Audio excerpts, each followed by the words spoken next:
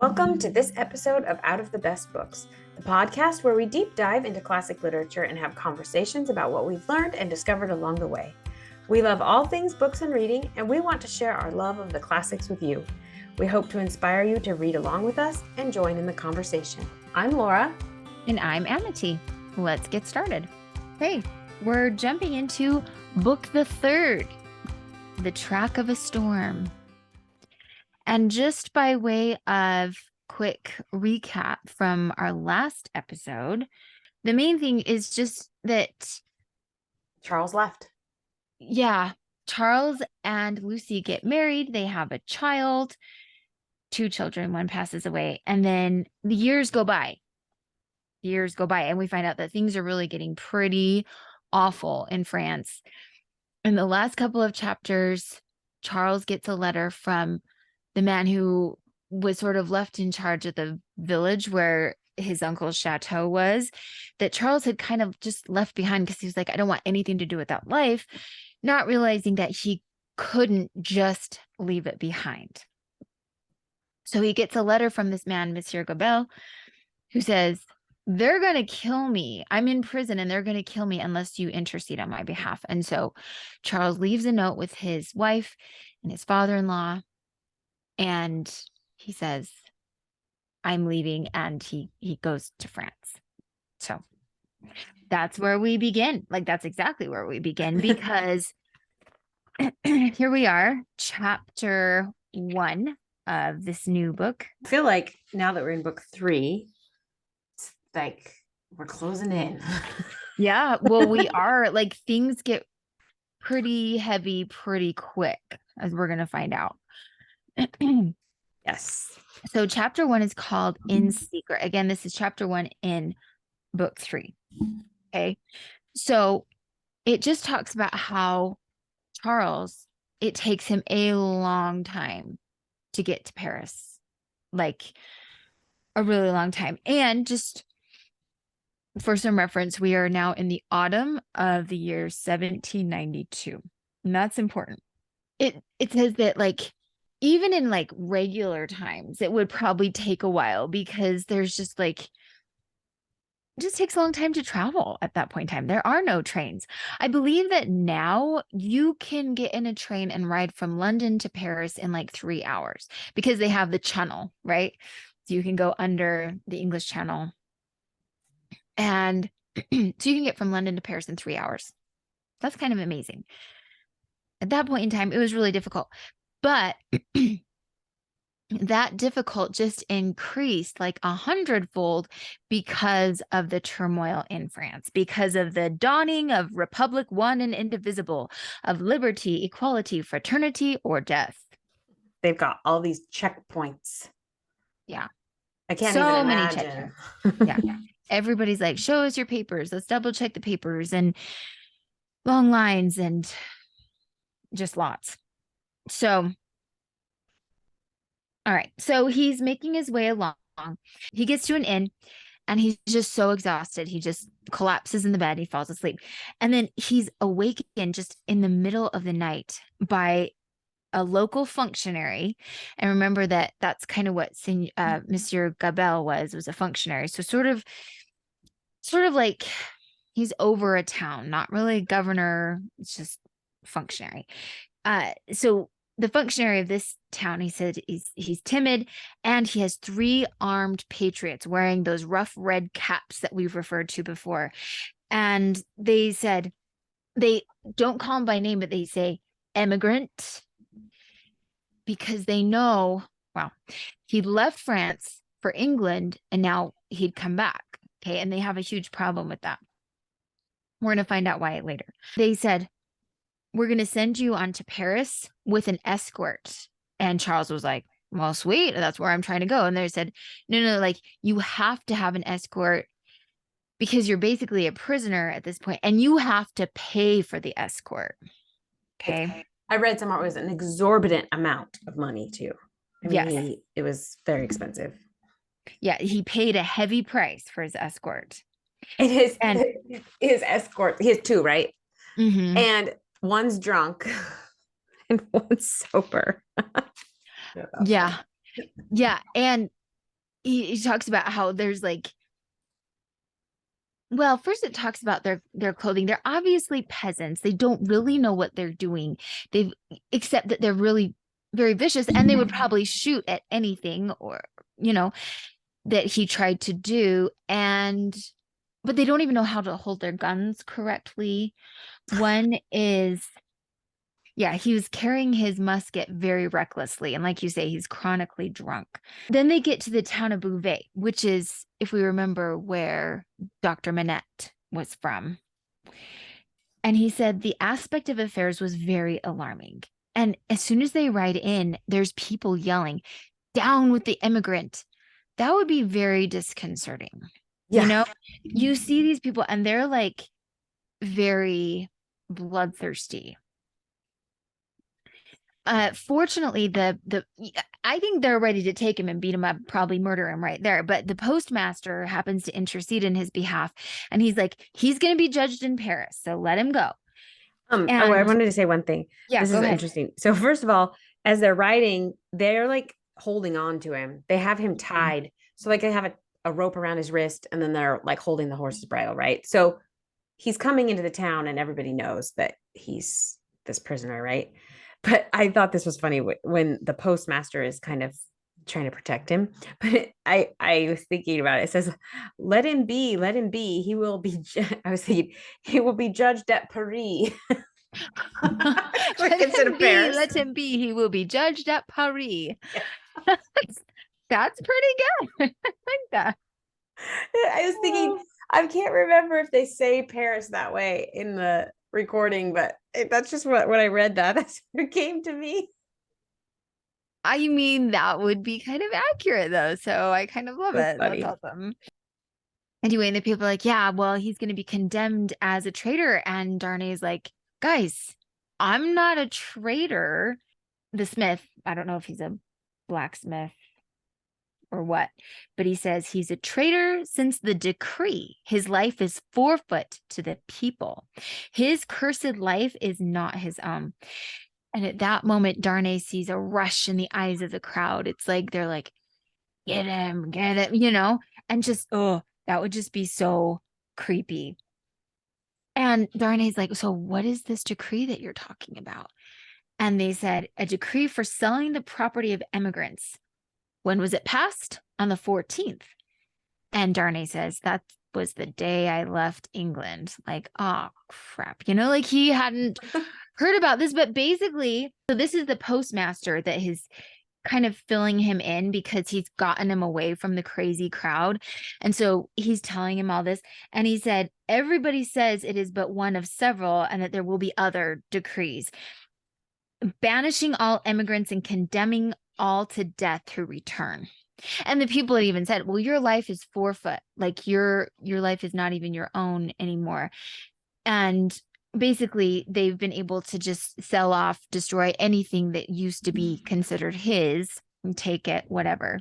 So he carries on to Paris and it's quite the trip. He sees lots of things as he goes along. And I think the thing that really stands out to him is that the land just looks sad. There's all these burned out houses.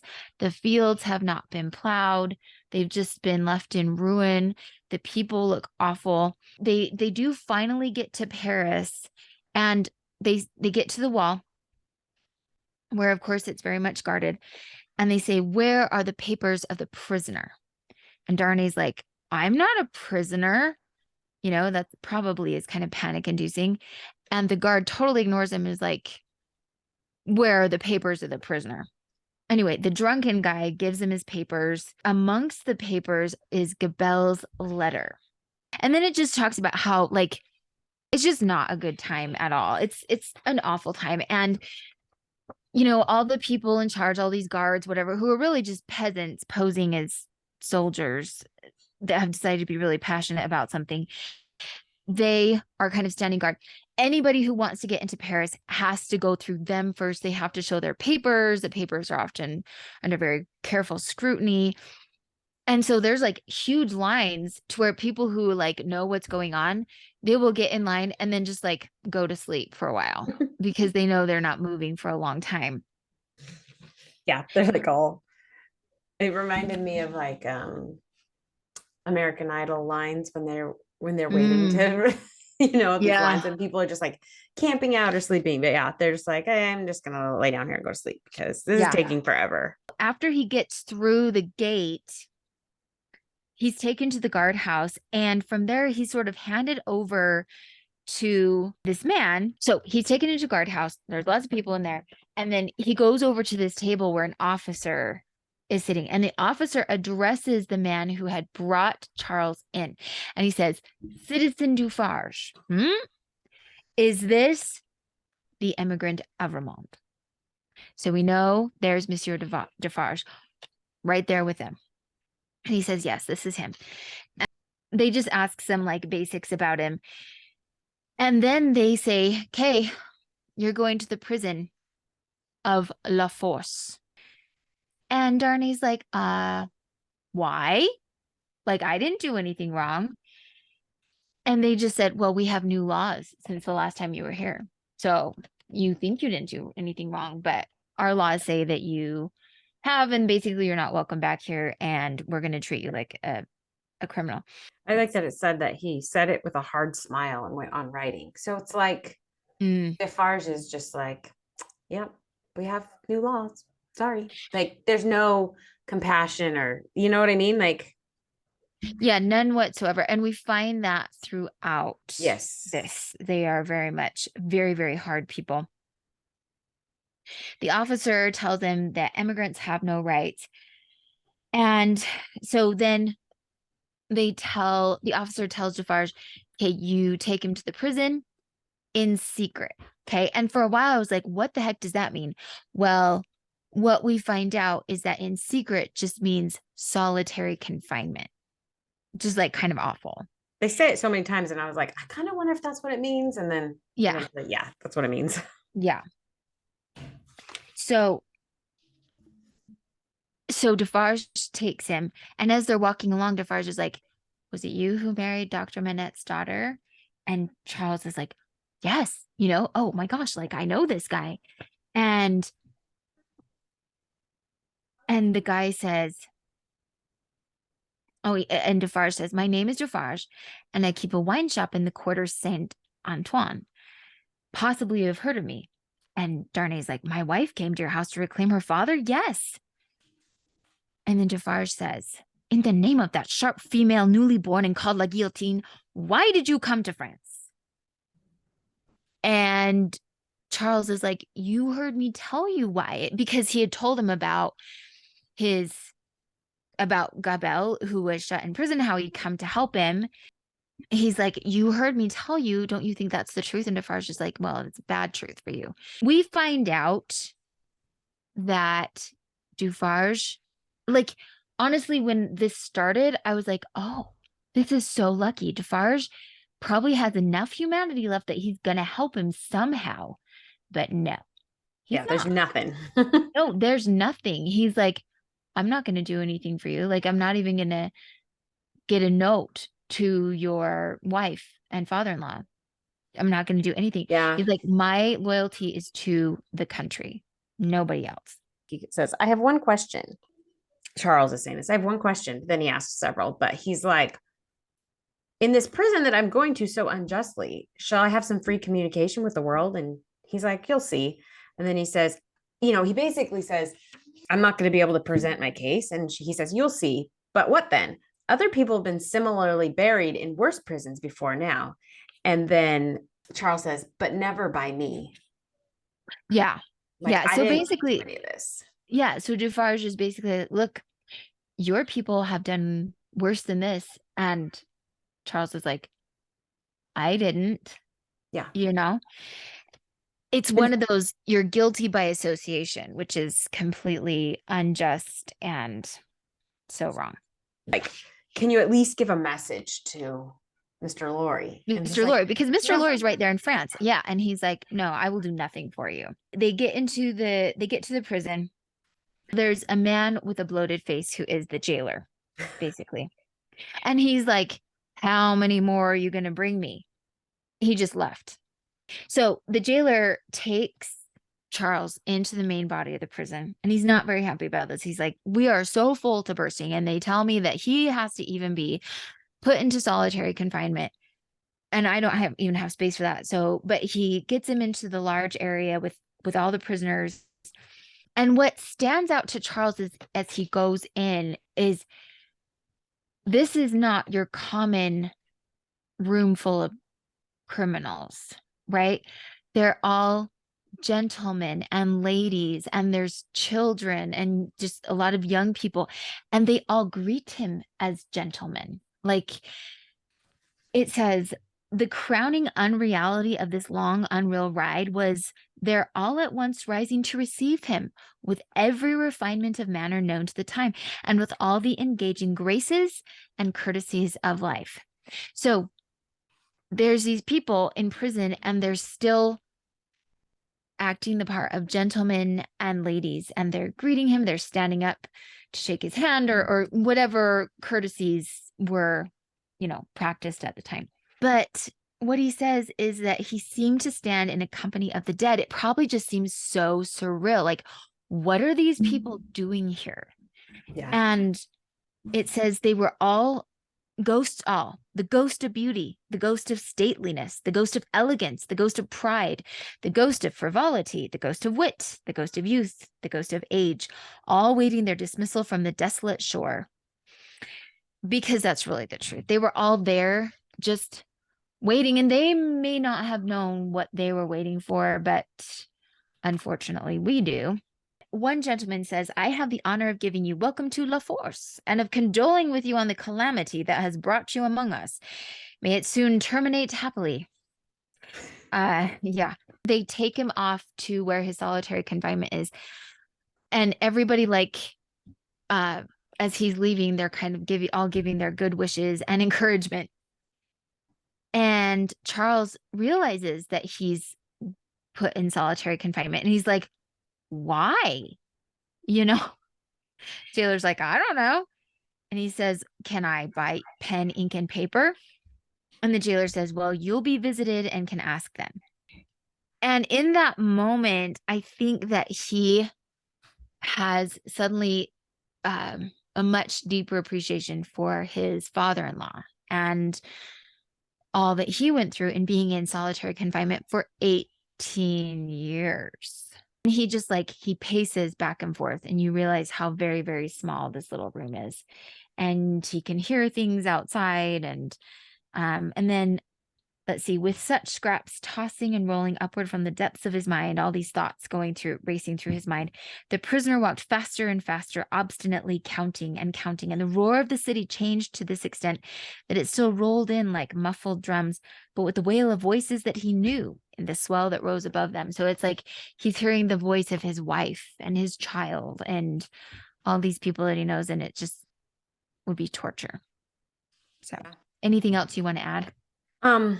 Just that he, it's very similar to what his father-in-law is doing. Him pacing back and forth is very similar to his father-in-law making shoes. Yeah, good point. Like, he needed some sort of distraction. Yeah. Recreation, Can you something imagine? No. In No. confinement. No. In basically like a stone room. Yeah. It's just crazy. You'd go crazy. Oh, yeah. At least the doctor could make shoes. I know. Mm-hmm. When I finished it, I was like, oh, I did it. And then I looked at the next ones and I'm like, oh, these are short. This will be easy. I know. Okay, so chapter 2, the title is The Grindstone. So Tellson's bank is next to an old house. And if you remember a few chapters back, the monsieur that was the hot cocoa drinker, it's his house. Mm-hmm.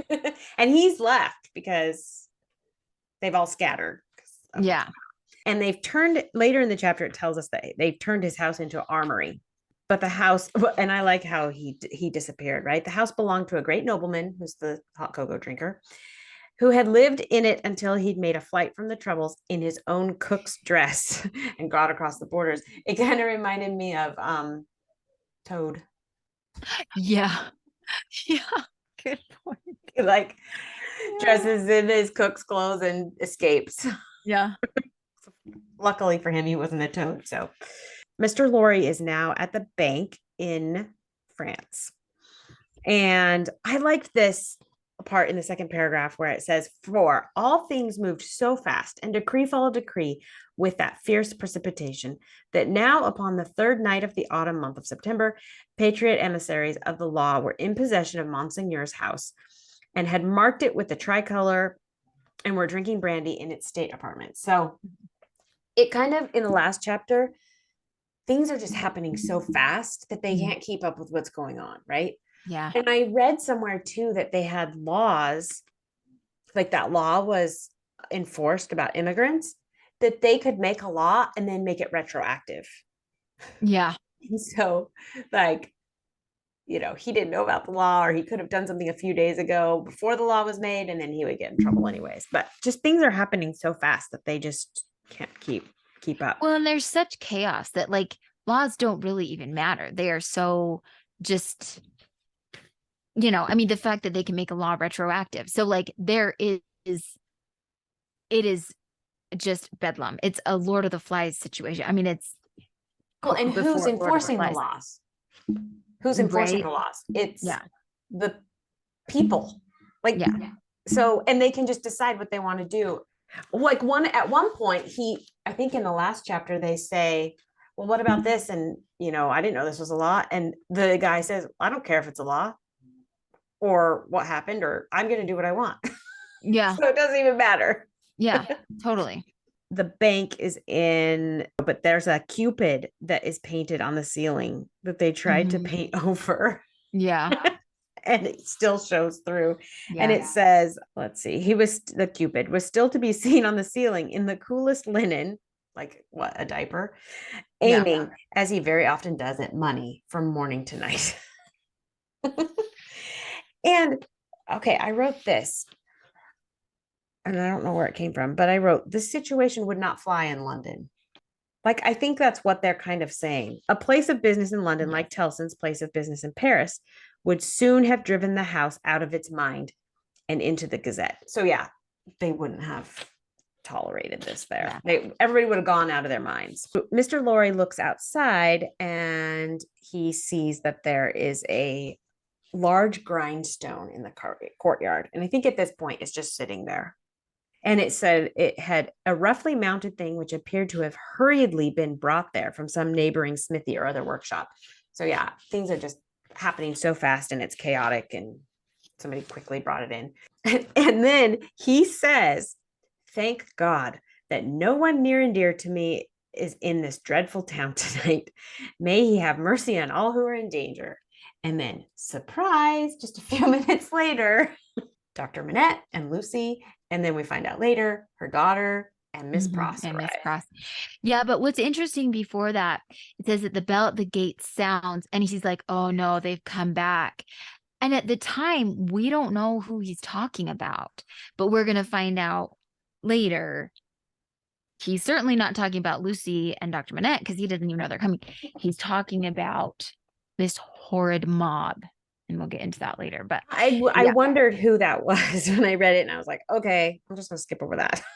Okay. I was like, I'll figure this out. I was like, yeah, I didn't know who he was expecting. So that's a good point. They tell him that they're there because Charles had written them letters and said they had followed Gabelle. He had followed Gabelle, and so they came after him.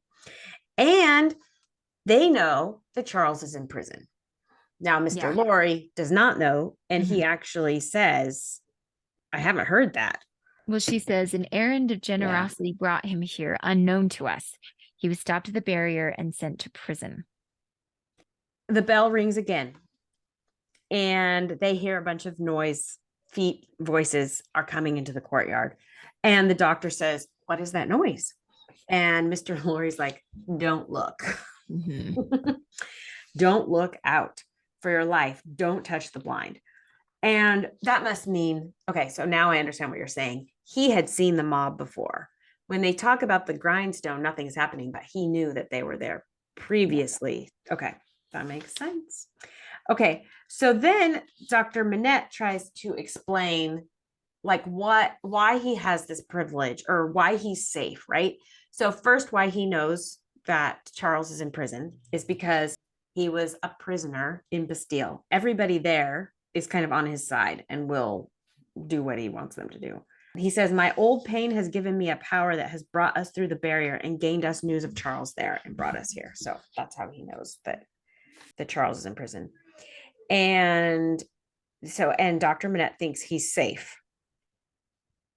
And then Lori tells Lucy not to look out the window. Says, don't look. No, Lucy, my dear, not you, or nor you.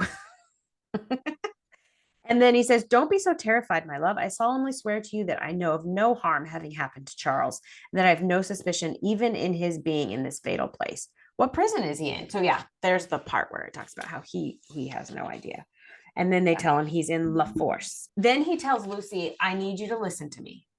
This is a matter of life and death. And I need you to give me a couple of minutes alone with your father. She goes into another room. He comes back out to talk to the doctor, and they kind of open the window a little bit, and he kind of puts his arm on Dr. Manette to, like, I don't know, comfort him, steady him. I don't know. And probably to sort of stand back a little bit so that they can see but are not seen is what I would think. Yeah. So out the window, there's two men sharpening swords on this grindstone that they're turning. And then there's 40 or 50 half-naked men covered in blood. This is a sight. Mm-hmm. Sharpening, like taking the swords that are being sharpened and then running. And everything is covered in blood. The swords are covered in blood. The grindstone's covered in blood. I mean, and they're in disguises. They were savages in their most barbarous disguise. False eyebrows and false mustaches were stuck upon them, and their hideous countenances were all bloody and sweaty and all awry with howling, and all staring and glaring with beastly excitement and want of sleep. I mean, they're just like, we talked about earlier about several episodes back, like zombies.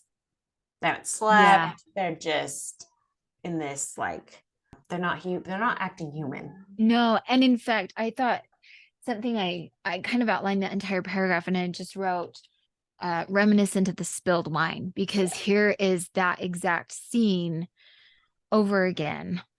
Yeah, the women and women. Yeah, the women are pouring the wine into their mouths as they're working. Yeah, yeah.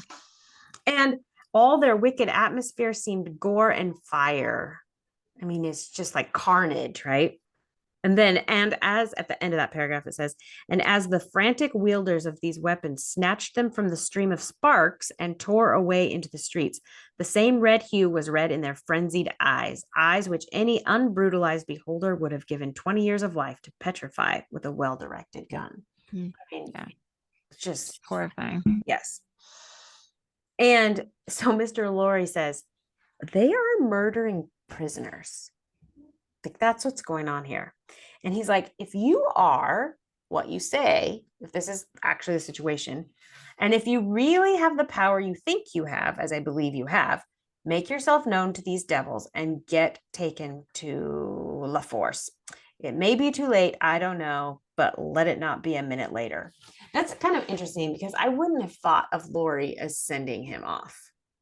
I don't know. Yeah, he must have some sort of understanding of the attitude of these people, because, like you say, like, he was right, and he knew that Dr. Manette would be somebody that was actually revered. Yeah. And I think it probably is just in the solid knowledge that he had been kept in the Bastille for 18 years. So he would have a huge amount of credibility with these people. Yeah. That's all I can think. And then also maybe it's like, look, this is like our only shot to save Charles. So we have to try, you know? So Dr. Manette runs out into the crowd, and Lori's watching him. And then a couple minutes later, the crowd starts shouting, save Evermond, which is shocking. I don't know how, he obviously had some pull. So this is the part I think where they're talking. Now we find out that the child Lucy and Miss Pross are there. Yeah, and he can't, it doesn't register how they're suddenly there in the locked room. Like it's like maybe he didn't notice them before or something, but he's like, wait, how'd they get here? That was weird. So the bell rings again. Yeah, so 2 more times all the people come back to sharpen their weapons again. And it's all kinds of weapons, just anything they could have grabbed. And so twice more that happens. He just tells Lucy that because he doesn't want her to look. He doesn't want her to really know what's going on. So he just says, it's kind of like an armory. Yeah. That's all you need to know.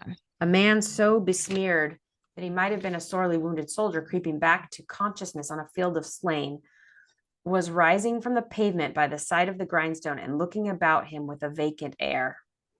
I mean, that's just like this. I imagine this like man, like army crawling, covered in blood, wounded, Shortly, this worn out murderer descried in the imperfect light one of the carriages of Monseigneur, and staggering to that gorgeous vehicle, climbed in at the door and shut himself up to take rest on the dainty cushions. I mean, carnage.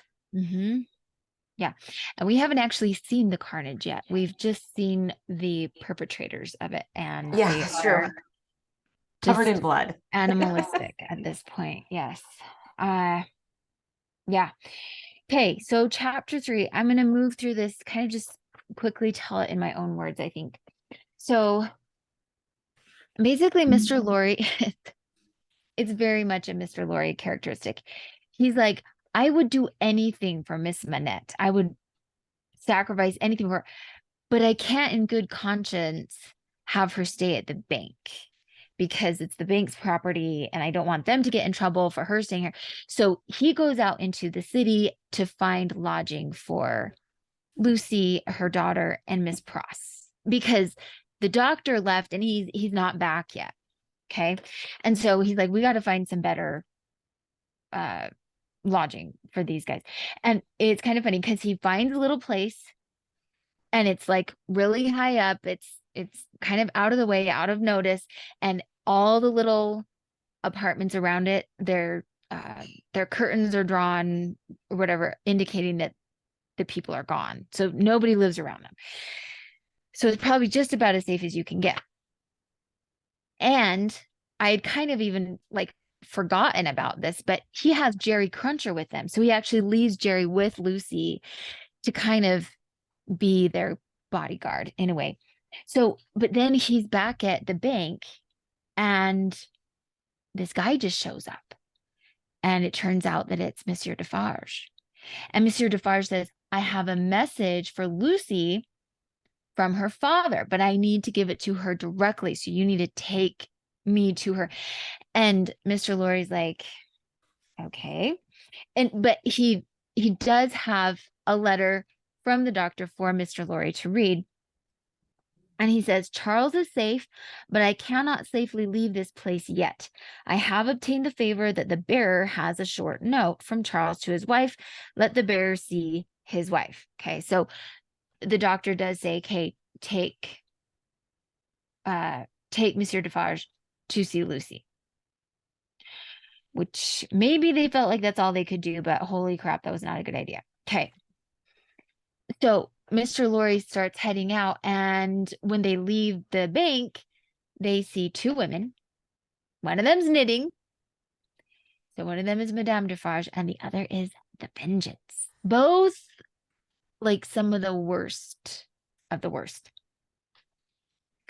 And they go with them. They get to the little apartment where Lucy and her daughter and Miss Pross are, and they give her the note, and Lucy is just like overcome, and she says she clasped the hand that delivered his note, little thinking of what had been doing near her husband in the night, and might but for a chance have done to him. Like it doesn't even cross her mind that like maybe this guy has something to do with her husband's imprisonment, and maybe he has something to do with the possibility of her husband dying later on, So the note from her husband says, Dearest, Take courage. I am well, and your father has influence around me. You cannot answer this. Kiss our child for me. So she reads it. She's just overcome with emotion. She starts sort of like kissing everybody around her. And she even kisses the hands of Madame Dufarge, who does not respond at all. It's like super creepy, super evil. It says the hand that she kissed made no response, dropped cold and heavy, and took to its knitting again. It's like she just, stares at her and just carries on. And Lucy, that doesn't, okay, Lucy doesn't miss that. Like, she's like, all right, there's something wrong with this lady. And Mr. Lorry, it's almost like he's trying to smooth things over. He's like, Madame Dufarge wishes to see those whom she has the power to protect at such times, to the end that she may know them. And and he's like, isn't that so? And Defarge just looks gloomily at his wife, gives no other answer than a gruff sound of acquiescence. It's almost like Mr. Lorry is saying, I think this is what's going on. He's like, am I reading this right? And the response from Monsieur Defarge is like, or what do we call him? Anyways, Defarge is, Yeah. you're not reading this. Like, we're not here to help you. Well, I mean, like he says yes, but he means no. Super creepy. Madame Dufarge is like, is that his child? So she sees sweet little Lucy and points at her with her knitting needle and is like, is that Charles's child? So I read somewhere that this little exchange right here, first she says, is that his child? Not, is she his child? Like, okay, she's a possession, and she's pointing her knitting needle at her as if it were the finger of fate. Yeah. Basically, this child is going on her list. Yeah. Yes. True. And which is very typical when people have plans to do horrible things to other people. Their first step is to dehumanize them. Yeah. And so in calling the child that, also, is that his child? Her mother is standing right there. Yeah. And she's connecting the child to Charles. To Charles, not to Lucy. Yep. Yeah. True. Oh, yeah. So then Madame Dufarge is like, okay, I've seen what I need to see. Let's go. And Lucy's like, okay, please just be good to my husband, and Madame Dufarge says, your husband is not my business here. It is the daughter of your father who is my business here. And Lucy says to her, she's like, we are more afraid of you than of these others. And Madame Dufarge receives that as a compliment, as she would. Oh, you think I'm intimidating and terrifying? Good. And this is sort of like Lucy's last attempt. She's like, please, oh, sister woman, think of me as a wife and mother. Have some heart, have some humanity. Like, whatever you have against my husband, just let it be squelched for my sake. And this is what Madame Dufarge says. The wives and mothers we have been used to see since we were as little as this child, and much less, have not been greatly considered. We have known their husbands and fathers laid in prison and kept from them often enough. All our lives we have seen our sister women suffer in themselves and in their children, poverty, nakedness, hunger, thirst, sickness, misery, oppression, and neglect of all kinds. And the vengeance says, we have seen nothing else. And this is so just cold. She says, is it likely that the trouble of one wife and mother would be much to us now? Like, we've seen so much suffering. Why would you matter to us at all? And basically she's saying all this suffering was like people like your husband are who is responsible for all this suffering. So why would we care if you suffer while we punish your husband? And I think that Mr. Lorry finally is like, okay, He's trying to put on a brave face. He's like, oh, he says Courage. courage. Yeah, Yeah. there you Courage, go. my dear Lucy. What is this despondency in the brave little breast? A shadow indeed, no substance in it, Lucy. He's like, come on, it's going to be okay. But it says in his mind, he was very troubled. Yep. He's like, okay, this is not good. I mean, do you think they go into this kind of expecting their help? Kind of. I think so. I think that's really what they thought, Yeah. And what's interesting to me, I didn't realize it had been this long, but Mr. Lorry did not recognize Monsieur Defarge, probably for several reasons, but it had been 17 years Yeah. since they'd gone to retrieve Dr. Manette, which is interesting because that means Dr. Manette really was not old at all. Because it says he's 62 now. So 17 years earlier, he would have only been 45. 45. But he Oh, looked old. But he did. He looked old. Yeah. Yeah. But yeah, I would not even picture him that young. Yeah. Because that's young. It is. It totally is. David just told me we went on a date tonight, and on the way home, he was telling me about when he first started working after college. He was like 28 or 29. They had a 50th birthday party for his boss, and he's like, I brought him a walker, and I like bought all the stuff, and he's like, I'm getting really close to 50. It's like, it goes so fast. Seriously, I know. Well, Ken and I were just talking yesterday about Ken's grandpa died when he was 52. And it was just like this very random, like he was this really healthy, very active. He was like a construction guy, and it was something he just like dropped dead. They opened him up and he was like full of gangrene. It was so weird. Cool. 52, so young. And then his other grandpa died when he was like 60 of heart disease. Anyway, so it was one of those things. Ken was like, when I was little, I would hear about it and felt like, okay, like that's old. That's old. And now he's like, that's so young. That's awful. He's like, that's like 10 years away. No. My parents had this guy at their church that he's 70. My parents are turning 70 this year. So okay. In June and December, they'll turn 70. And he's this guy that they sat like in front of or behind like forever. Yeah. He just didn't wake up this week. Like he died in his sleep and just didn't wake up. And they started talking about it. And I said, okay, we're not going to talk about this. No. We're done. Seriously. Yeah, that's wild. The older we get, the younger those ages sound. Yeah, it's true. And it's wild. And it's like, oh my gosh. It passes so fast. Yeah, we always thought like, people that we go to church with that when we were little kids, because I've lived here my whole life, right? So when we were little kids, they were old, but they weren't old. They weren't, but they seem old. And now you're like, wait, they're still kicking? They must have, they've just been old forever.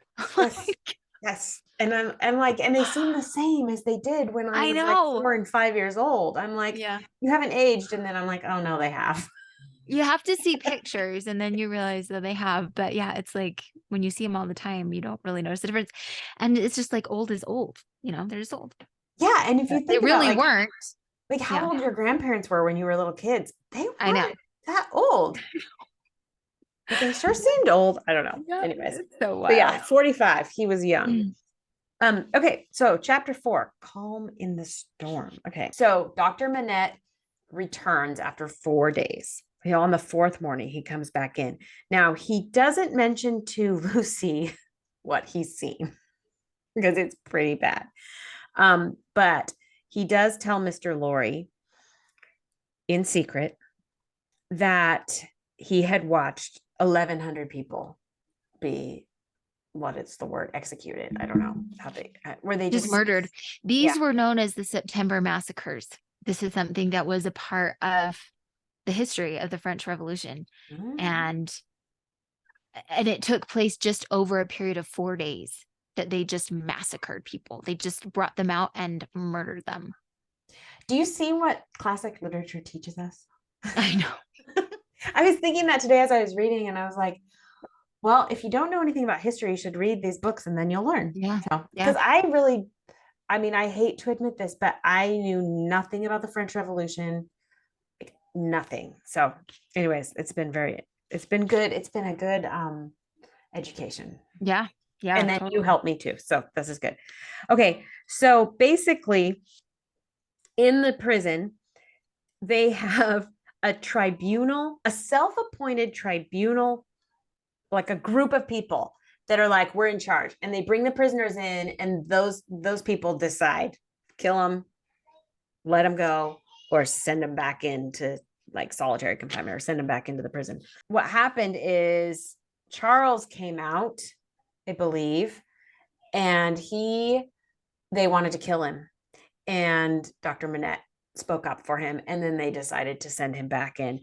But we find out that Defarge was one of the people sitting on this He's on the tribunal. committee. And I want to just do a little injection here because I think it's sort of a little pop culture reference that references the French Revolution and this exact scenario. So in The Dark Knight Rises, I don't know if you watched any of the Christian Bale Batman movies, but Batman is like his favorite superhero, whatever. So the Christian Bale movies, there's 3 of them. So there's just, I don't remember what the first one was called, but the second one was The Dark Knight. That's like the worst movie ever made. I hate it. But the third one is The Dark Knight Rises. And what happens is basically this. It's like the people rise up against the wealthy of Gotham, and they have this tribunal, and they bring all these wealthy people out, and one by one they basically sentence them, and some they say, okay, well, you can go or you're going to be executed. But they have to walk across this ice knowing full well the ice is going to give way under their weight, and they all die, but it's like no matter what they say, they pronounce them guilty. Yeah. They're all guilty no matter what. And so anyway, and it is, I'm pretty sure it was purposeful. It was this sort of replay of this tribunal during the French Revolution.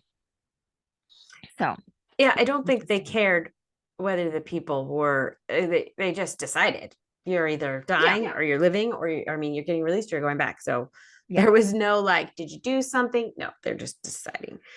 So Dr. Manette was allowed to stay and to kind of watch over Charles and protect him. Dr. Manette is dressing a wound on a prisoner that had been released, and a savage person comes in and stabs Dr. Manette, right? No, they had stabbed the prisoner who was supposed to be released, thrust a pike through him because they didn't know that he should be. Him while he was dressing his wound. No. Okay. So the prisoner was supposed to be able to go free. Okay. Right. He, it says, at whom a mistaken savage had thrust a pike as he passed out. Okay. So he's trying to leave, and somebody thought that he was supposed to be murdered. And so he thrust him through. It's very inconsistent and so strange because the people are like, oh, he wasn't supposed to get stabbed. And so Dr. Manette goes over to help this guy, and all these other people who are formerly butchering people come over to help him. Yeah. Until the man is all bandaged up, and then they go back to their butchery. I mean, he's disturbed because they just go back to killing people with an inconsistency as monstrous as anything in this awful nightmare. They had helped the healer and tended the wounded man with the gentlest solicitude, had made a litter for him and escorted him carefully from the spot, had then caught up their weapons and plunged anew into a butchery so dreadful that the doctor had covered his eyes with his hands and swooned away in the midst of it. He's just like, I don't know. Yeah. What is this? Yeah. Basically, Dr. Manette is feeling strength and power from his suffering that he has been exposed to, right? And so he's feeling like he can save Charles. He's appointed as the inspecting physician at 3 prisons, and one of them is La Force. And Dr. Manette is able to get Charles out of solitary confinement. He's able to see him once a week, and he's able to bring messages back and forth, verbal messages, because they can't write. If they do send a letter, they send it through somebody else. Yeah. Because I think it's Charles that can't get, is it Charles or Dr. Manette? One of them cannot be caught having like helpers on the outside. It must be Charles. Among the many wild suspicions of plots in the prisons, the wildest of all pointed at immigrants who were known to have made friends or permanent connections abroad. So they're keeping very close eye on Charles because they're like, well, he might have connections someplace else that would come and help him. And so, yeah, there's no way they were going to let him write letters. And so then it talks about how basically Lucy and Dr. Manette have switched places. So Lucy had brought, really helped him when he first came out of prison. And now he's really helping her husband and her. So I think it's a year later. I think that's what's happening here. So and at the end of the chapter, it talks about how he had been in prison for a year and 3 months. So in all this time, things are just changing so quickly. The king was tried, doomed, and beheaded. The courts are prosecuting people constantly, whether they're guilty or not. They're just deciding that everybody's guilty, I guess. Yeah. I highlighted this. They delivered over any good and innocent person to any bad and guilty one. Prisons gorged with people who had committed no offense and could obtain no hearing. These things became the established order and nature of appointed things. So this is just the norm, right? This has just become how things are. Okay. And then they bring up the guillotine. This is the one. I mean, I think they mentioned it once before, but this is like, they've alluded to it quite a few times. They started talking about it, and now it's like, okay, here it is. Yes. And the guillotine has basically replaced the cross. So it's like they're wearing clothing with it on.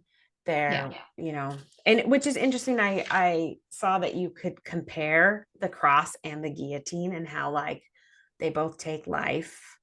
And there's all these different comparisons you can do, which I thought was really interesting. But and it's also like, it's something that is well documented that just the French revolutionaries, as they wanted to bring down all religion. Like, I don't know how you could in good conscience do what they were doing and have religion, but like they were very anti-religion. And felt like that was part of the oppression. And so that was part of their mission, was bringing down any churches. And so they would replace the cross completely, you know, and replace it with this tool of death. And while, yes, the cross itself, crucifixion, was a horrific way to die, of course, that symbol is 100, like a 180 from the symbol that the guillotine was. The opposite. So, yes. And then I just, what it says about the guillotine is just, it sheared off heads so many that it and the ground it most polluted were a rotten red. It was taken to pieces like a toy puzzle for a young devil and was put together again when the occasion wanted it. It hushed the eloquent, struck down the powerful, abolished the beautiful and good. It just, So I think that just in that last paragraph, it does talk a little bit more about some of the other ways that they murdered people, both through drowning, putting people in lines, and just shooting them. But it zeroes in on Dr. Manette. He's silent, humane, indispensable in hospital and prison, using his art equally among assassins and victims. He was a man apart. In the exercise of his skill, the appearance and the story of the Bastille captive removed him from all other men. He was not suspected or brought in question, and that was something that was so rare. Like, anybody could be subjected to questioning, to being a suspect, but he was not. So he was not suspected or brought in question any more than if he had indeed been recalled to life some 18 years before, or were a spirit moved among mortals. So there's that recalled to life thing again. Here he is. And something that really struck me as I was reading this chapter is how it digs into this idea that that horrible time in the prison, all the trauma that it caused, it is something that now, many years later, he looks back on and is actually grateful for. Probably something he never thought he would be grateful for, because he spent such a long time trying to heal from it. But through it, he has strength. He has this power that he didn't even realize he had, and he has immunity, and that's power in itself in this situation. So I love that lesson that we get from it, that even our worst moments, sometime down the road, more than likely, we're going to look back and be grateful for those worst moments, because they've put us in a place that we would not be otherwise. And usually it's in being able to help other people, being able to help ourselves, our families get to a better situation. It's incredible. It that's how it works. Yeah. So I really love that. Yeah. Anyway. Everything will, I like the idea that everything is eventually going to work out for my good. Yes. So Yes. it might be hard, but we're It going will. to learn something or grow or get something out of it. Yeah. So. And we will, even if it's a ways down the road. But I think if we have that in mind, that whatever we're going through, we are going to be better for it, we may be able to reap that faster than otherwise. Yeah, it's hard to see it in the moment, but absolutely, when you're past it, then you're like, oh, now I see why that happened or what I got out of it. So yeah, totally. On to chapter 5. So this chapter is called The Wood Sawyer, which is funny because I'd never heard that word used. Have you? Sawyer? No, other than just as a last name. So yeah, I guess. But he saws wood? Yeah, I guess so. That was my thought. I don't know. Okay, so we talked at the end of the last chapter how it had been 1 year and 3 months since Charles had been in prison. And I like the very first, the second sentence. During all that time, Lucy was never sure from hour to hour, but that the guillotine would strike off her husband's head next day. Like, can you imagine? I guess I think of it like sending your husband to war and like thinking, are they going to call me? Like, you know what I mean? Same kind of thing. Yeah, like, it's like pretty, I feel like it would be pretty crippling anxiety. Like, yeah, very, very, because it is an extremely real threat. There's nothing imagined about it. Like, it could very well happen. It kind of reminded me of one of my favorite books. We've talked about it before. It's called The Light in Hidden Places, about Stefania Podgorska, and she was hiding 13 Jews in her attic. And she would go out every day to work and to try to get food. And she knew that like any day she could come home and there would be Nazis waiting to kill her and her sister and everybody. And so she lived in this extreme anxiety every single day of her life. And that's what this kind of reminded me of. Like, this very real threat, you're just on the edge of it every day. And that would just be so exhausting and so awful. So on one hand, she's worried that his head's going to get chopped off any day.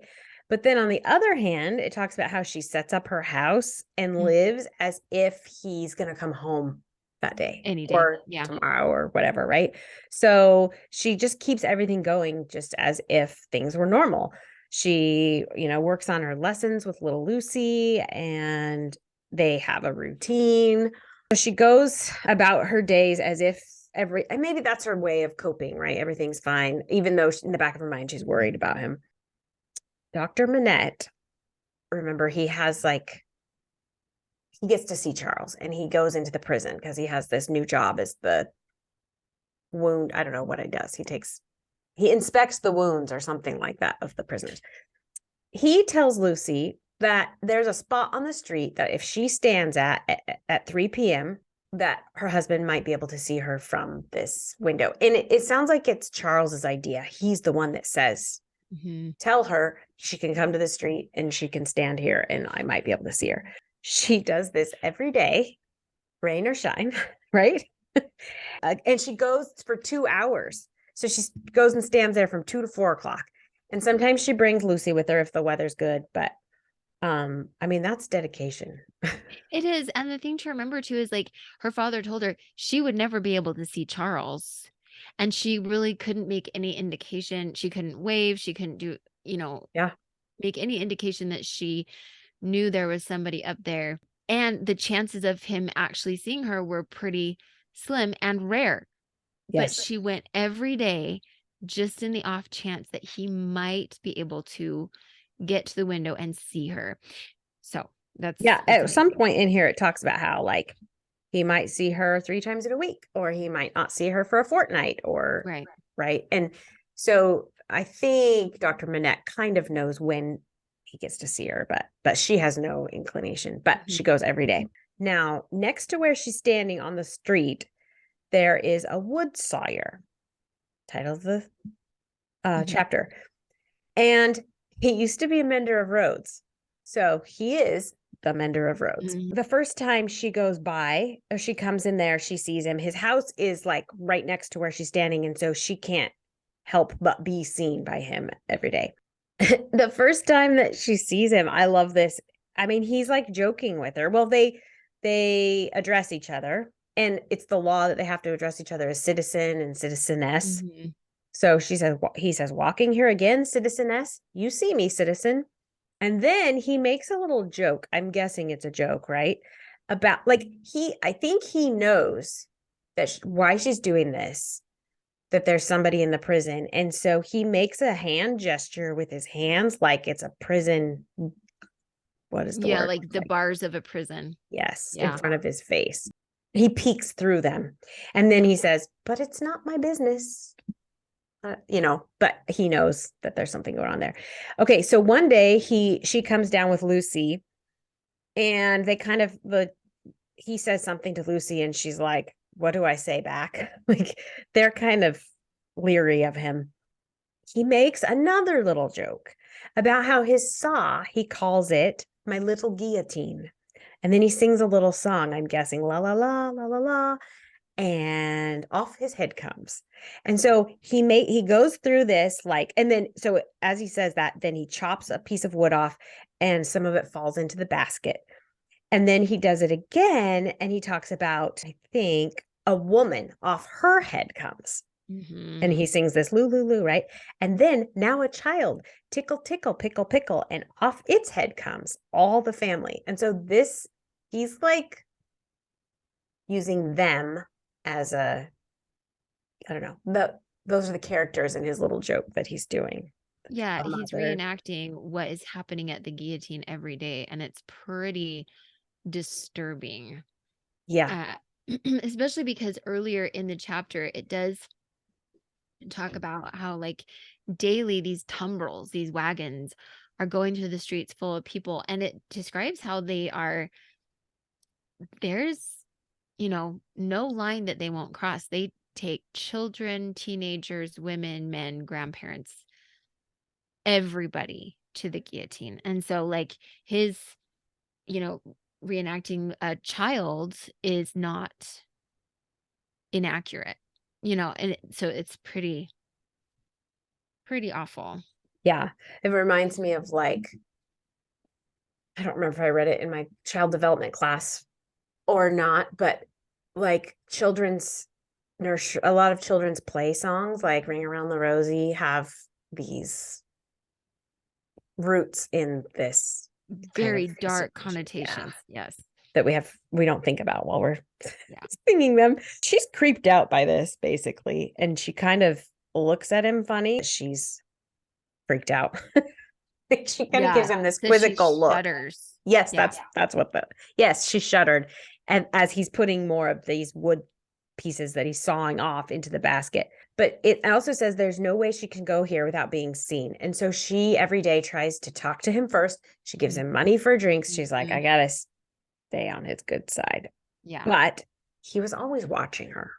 Yeah. And I think she knew that. As every day that she comes down, people are displaying pikes at their houses with red hats on them. I mean, ugh, all of this is just so creepy.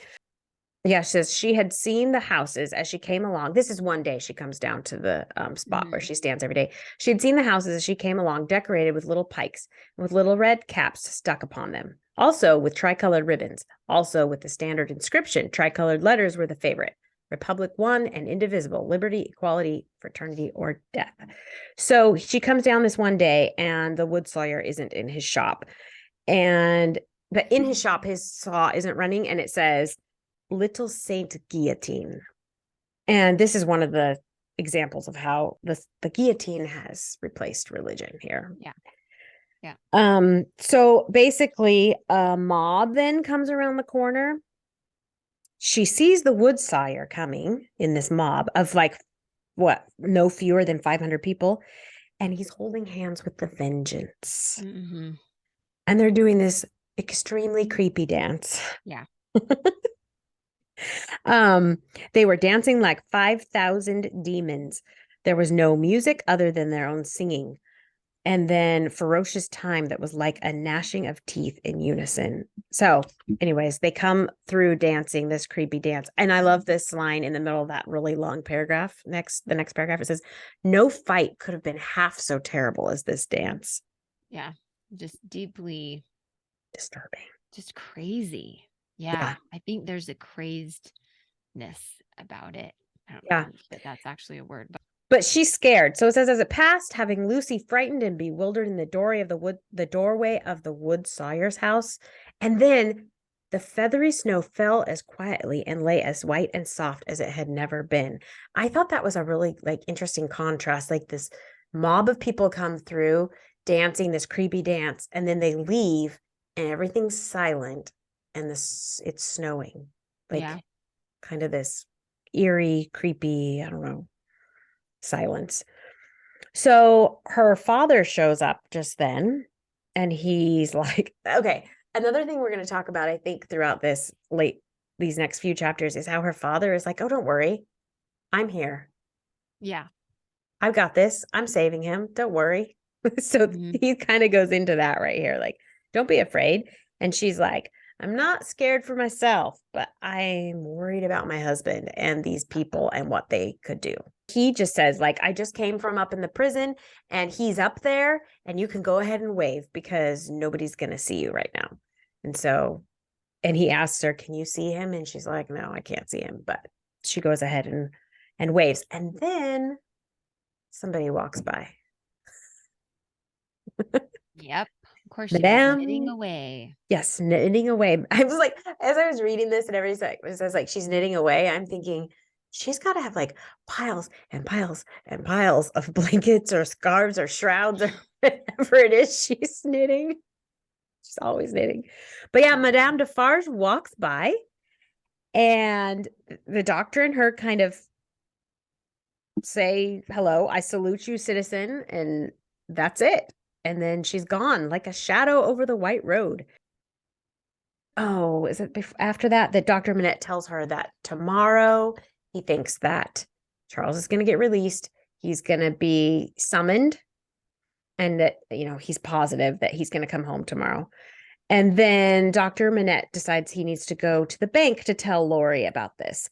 Now, at the bank, he tells Mr. Lori, and then Mr. Lori goes and tells a mystery guest the same news, but we don't know who he's talking to. So that, anyways, he says to the mystery guest, removed to the, okay, and that's, what's that word? Concierge. I think that's how they say it. Well, I don't know, but I don't know exactly how to pronounce that word, but you find that ending on any French place of business or store, like the patisserie, or here's the conciergerie, or I said that you said it right. Whatever you just said, concierge. That's it. Anyway, and summoned for tomorrow. So yeah, they're expecting him to come up in front of the tribunal, right? Yeah. And his fate will be found out. And Dr. Minette is like, it'll be fine. I have a Yeah. lot of pull here. Yeah. We're good. Yeah. So that's the end of chapter 5. Okay, so that leads us right into chapter 6, obviously called Triumph. What happens in La Force is pretty much each day they go in and they announce everybody who's going to be coming on trial, coming before this conciergerie. And so they'll read a whole list. And everybody has just gotten used to it. And they pretty much plan on those people being gone forever, right? It even talks about how, like, when Darnay had first gotten there a year and 3 months earlier, everybody that had greeted him at the prison, remember we talked about, everybody greeted him as gentlemen and as ladies, even though they weren't in these ideal circumstances, they kept their courtesies about them and they were very polite. All of those people had been butchered in that massacre, in the September massacres. And everybody that he had met since then, in the over a year, had been sent to the scaffold. They'd all been guillotined. And so quite a horrific life to dwell on. But, everybody sort of has their way of coping. And one way that they have of coping is that they crowded to the grates and shed tears when people were called out. But 20 places in the projected entertainments had to be refilled. So because they would have they would put on like concerts and games and stuff in the evening as a way of entertaining themselves. And so so when there were like 22 or 23 people called with Charles Darnay, and so it was like, okay, well, we're really sad and goodbye. Now we have 20 spots to fill for our concert and game. And it says they were far from insensible or unfeeling. Their ways arose out of the condition of the time. This whole part is really interesting and it's very profound. Similarly, though with a subtle difference, a species of fervor or intoxication known without doubt to have led some persons to brave the guillotine unnecessarily and to die by it was not mere boastfulness, but a wild infection of the wildly shaken public mind. In seasons of pestilence, some of us will have a secret attraction to the disease, a terrible passing inclination to die of it. And all of us have like wonders hidden in our breasts, only needing circumstances to evoke them. So it's almost like there's this draw to this morbidity that we almost can't avoid. I don't think it necessarily affects everybody, but it's almost like you feel like you have to be a part of it in some ways, which is awful and interesting. It's like a very extreme form of FOMO, like everybody else is dying by the guillotine. I probably should too. And so that's why it talks about there's people who totally didn't need to, and none of them needed to, but they were probably completely everybody was innocent. They didn't need to die on the guillotine. But you know what I'm saying? Like, they may have like even purposely put them in themselves in circumstances where they ended up being sent to the guillotine because they almost felt like they had to. Or it was the popular way to go. I guess, and it's something that we can't judge because it could happen to anybody depending on the circumstances, I think is what he's saying. So on this day that Charles is called out, there's, like I say, over 20, there's 15 that go before him. It takes just an hour and a half to condemn them all. They're all condemned to die. And I think it says they have basically like 24 hours until they're going to be sent to the guillotine. And then they call Charles in. This is really interesting. He walks in there and he looks at the jury, the audience, the quote unquote judges. He says he might have thought that the usual order of things was reversed and that the felons were trying the honest men. That's because it's exactly what was happening. So, and it kind of describes like the men and the women there. They're very rough. A lot of the women are knitting. They also have daggers attached to their aprons. And sitting right there, right near him, but they won't look at him, are Madame and Monsieur Defarge. So that's kind of creepy. His accusation, the thing that they say he's guilty of, is that he is an immigrant, and he's like, well, basically, yes, because I did go to France.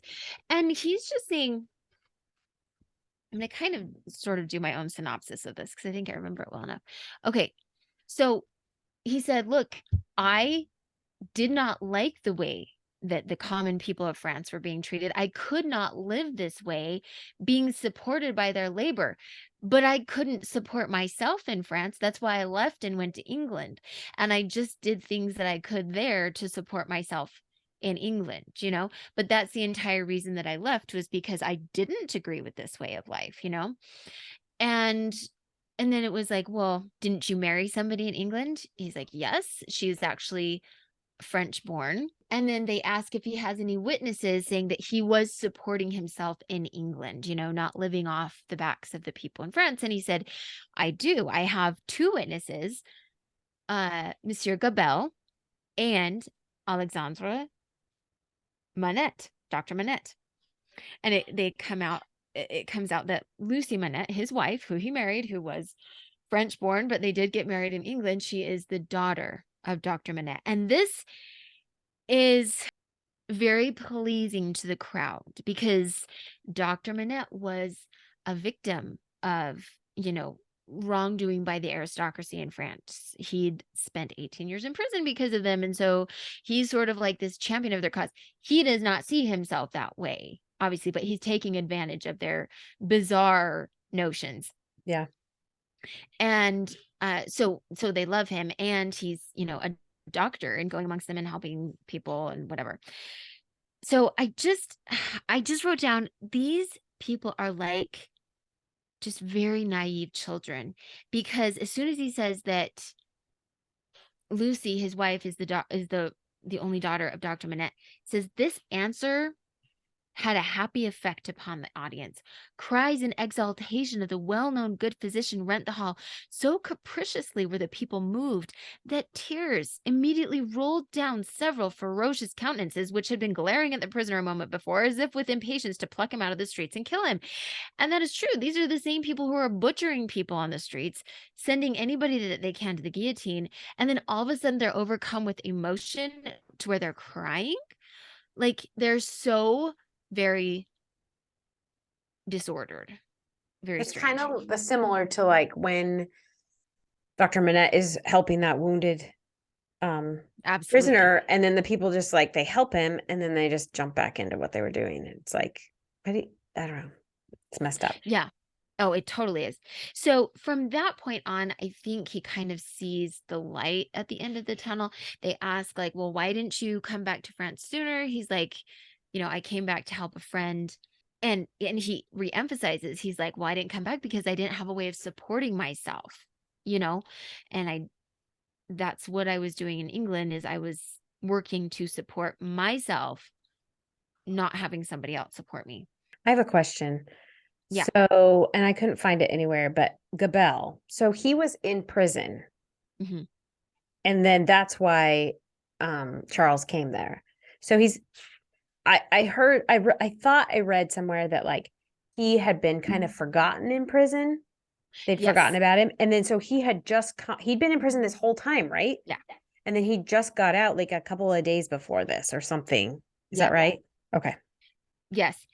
Because what it talks about is that, because they call him as the first witness to like confirm everything that Charles has said. And that's when it talks about how, yes, he'd been in the prison and they'd like completely forgotten him until 3 days ago, when he had been summoned before the tribunal and set at liberty because the accusation against him was answered by the surrender of Darnay. So because they had Darnay, even though it had been a long time, they were like, oh yeah, we have Darnay Armand. So you're good. You're good to go. Okay. Makes no sense, but that's where it is. So he confirms everything that Charles says, and then Dr. Manette is questioned, and of course everybody loves him. And so but like a big thing that he talks about is, he's like, look, Charles was actually put on trial in England by the English aristocracy because they said that he was against England. He was a foe of England and a friend of the United States. Now, France in a lot of ways, they were trying to copy the United States at the time. They were like, oh, they did it, we can do it. Of course, the Marquis de Lafayette was a huge uh, hero of France, and he had come over and helped the United States. He ended up being put in prison in France, like during the revolution. But anyways, but he was still a big hero. So they were like, oh, he's a friend of the United States and a foe of the English aristocracy. He was even put on trial for that. So that is a good thing for him. So all the people are all for Charles Darnay being released. And since most of the things that happen are just by, literally the voice of the people, just their mob mentality, it is not democracy, it is mob mentality. They do decide to set Charles free. And everybody is so happy. They just act like they're so happy. They just receive him with open arms, and they like put him up on this chair, and they want to take him to his house, and they do. They carry him all the way to his house, and Lucy and her little daughter have already returned to the house. They get him there, and they jump down, and they start dancing their horrific dance again. They put a girl up on the chair that they brought Darnay in, and they haul her off as the, what do they call it? The goddess of liberty. And they finally leave. And so he's able to be reunited with his sweet wife, who's just so happy. His little daughter, Miss Pross, is there. And Lucy's like, oh, dearest Charles, let me thank God for this on my knees as I have prayed to him. Like, I've been praying and praying. Now let me thank him. And so they all reverently bow their heads and hearts. So, and like at the very end of this chapter, her father does say, it's okay. Like, don't worry. I've saved him. Everything is fine, And in this moment, that is true. He did. It was all because of his reputation that Charles was saved. So. Yeah, I think he thinks we're safe. Everything's good, but all good. Not forever. Okay, so chapter 7, a knock at the door. Okay, I liked the last chapter because it was called Triumph. And so when I started reading it, I was like, uh-oh. And then I went, oh, Triumph. Okay, this one's going to turn out good. Yeah. Okay, a knock at the door. I don't think this one's going to turn out as good. So Dr. Manette says, I've saved him. It was not another of the dreams in which he had often come back. He was really here. And yet his wife trembled with a vague but heavy fear was upon her. So she just can't. Dr. Manette is like, everything's great. I saved him. He's here. And Lucy's like, in the back of her mind, like this, they could come at any minute and just decide they want to take him back, right? Dr. Manette thinks that everybody can just rely on him to save, to be the savior here. So basically, they have to kind of live quietly. So they don't have any servants other than Mr. Lorry had kind of given them Mr. Cruncher. And then they have Miss Pross. And those are the only two servants that they have with them. And then they also have to go buy their food in small quantities. Yeah, and like different different shops. Yeah. Yes, they have to be really careful. And so they'll send Miss Pross and Cruncher out to run errands every afternoon because basically they don't want people to know that they have money for food, right? And so which they don't have a ton of money because it had cost a lot of money to feed Charles in prison for the bad food. He's paying for this awful food, but yeah, so they had, and then he had also, I believe, helped other people in prison. And so a lot of their money had gone that direction too. Yeah, and it talks about how as they're shopping, like Miss Pross, she is kind of hilarious. She did not want anything to really do with the French, and she kind of refused to learn the language. And so she sort of found her own way of communicating and bargaining with them. And it was kind of her own little defiance. But yeah, I caught that a little bit, but it was kind of hard to follow. They kind of did a little, he wrote in a little explanation of what she would do and how she would the shop owner or whatever would hold up so many fingers for how much something cost, and then she would hold up one less. Yeah. It's like, this is as high as I'm going. Yeah. And so, right, they're about ready to leave, and Miss Pross decides that she's going to ask Dr. Manette, like, when can we go back to England? And he says, I fear not yet. It would be dangerous for Charles. They leave to go run these errands that they do every afternoon. And I thought it was kind of funny. These little partners like Mr. Cruncher and Miss Pross, they always go out together. Anyways, thought it was kind of funny. But this paragraph, it's like he'll stick in these paragraphs and like things are all great. And then boom, not anymore. But not great anymore. so yeah, they left, leaving Lucy and her husband, her father, and the child by a bright fire. Isn't that cozy and wonderful? Mr. Lorry was expected back presently, so they're expecting Mr. Lorry from the bank. Miss Pross had lighted the lamp, but had put it aside in a corner that they might enjoy the firelight undisturbed. Little Lucy sat by her grandfather with her hands clasped through his arm, and he, in a tone not rising much above a whisper, began to tell her a story of a great and powerful fairy who had opened a prison wall and let out a captive who had once done the fairy a service. All was subdued and quiet. Now here's what it is. And Lucy was more at ease than she had been. She's feeling great. Things look good. And then she hears footsteps. She says something to her father that she's worried. And again, her father's like, don't worry, I already saved him. He says, my child, I have saved him. What weakness is this, my dear? Let me go to the door. So he goes to the door and he opens it, and there's 4 soldiers there wearing red caps. And they come into the house and they demand the citizen Evermond called Darnay. And so they basically have this little back and forth where he's like, well, what have I done? Who's coming to get me? Why are you here? And they just say, he is a prisoner again. We're taking him. Starting right here, I believe that Dr. Manette is losing his power and his like control over the people, because he kind of steps in, but they're like, we don't care. We're taking him anyways. It says that he's accused by Saint Antoine. And then he says, of what? And they're like, you can't ask me any more questions. You'll find out tomorrow. But then it comes out that the Defarges and one other are responsible for this. And they're not going to tell him who the one other is. You will find out when he's summoned the next day. Here's their line, and it's total indoctrination and very awful. It says, if the Republic demands sacrifices from you, without doubt you, as a good patriot, will be happy to make them. The Republic goes before all. The people is supreme. That is the attitude of any tyrannical regime, is if you are, really on our side, you will sacrifice anything. You will sacrifice your parents, your children, your brothers, everybody, to show that you're on our side.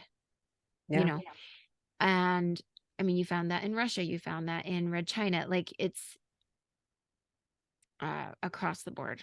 It's what people, Nazi Germany, it's what people did. It's this horrible idea that they say it's the people is supreme. It's not. It's the government is supreme. It's their bizarre form of government, and the few people who have decided they're in charge, they are the ones who are supreme. This book reminds me of like, movies. Like, okay, when they were talking about, it seemed like the people were reversed. Like the good people were the ones in prison, and the ones that were in charge were like, what did it say? Like the low, the cruelest, whatever. I mean, it kind of reminds me of like The Walking Dead, or like TV shows like that, where you'll see these, groups of people come in and like take over. I don't know. I guess we see this all the time, is what I'm trying to say. Yeah, absolutely. In stories. I love this next chapter that you're going to talk about. I do too. Yeah, I'm excited. The play with the cards is really brilliant. It is brilliant. Love it. Okay, so we'll move through this first part kind of quickly. Basically, we're back with Miss Pross and Mr. Cruncher. They are out in the city just doing their shopping. So, of course, they have no idea what just went down back at the apartment. As they're going along, it says they had a wary eye for all gregarious and assemblages of people, because they want to avoid the very appearance of mobs. They never want to get caught in that bad situation. So if there's any sort of gathering of people, they kind of avoid it. So as they're in this little store, Miss Pross she's trying to get some wine, and this man stands up and he's about to leave, and she sees him. As soon as she sees him, she screams, and everybody just jumps on their feet because they think that, somebody's about to murder somebody. But what it turns out, she says, "Oh, Solomon, Solomon, it's her brother. It's this famous Solomon that we keep hearing about, who's kind of the worst just from things that we do know, but she thinks he's the only one good enough to marry Lucy, but he is actually the worst." And he said, she's just the sweetest sister. She's like, "Oh, I'm so happy to see," and very naive.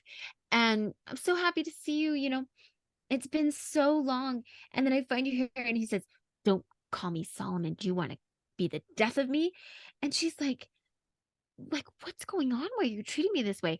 And so basically he's like, "Step outside," And when they do, he's like, "What do you want?" She's just like so happy to see him. And he's like, "I'm not surprised to see you here. I've known you were here all this time. I know most of the people who are here. If you really don't want to endanger my existence, which I half believe you do, go your ways as soon as possible. Let me go mine.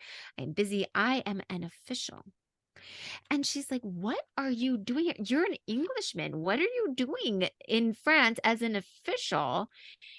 And then she's basically just like, "Okay, fine, fine. Like, I don't want to hurt you. I don't want any bad things to happen to you." So she's like, "Just say one nice thing to me so that I have something to go on, basically, and I will leave."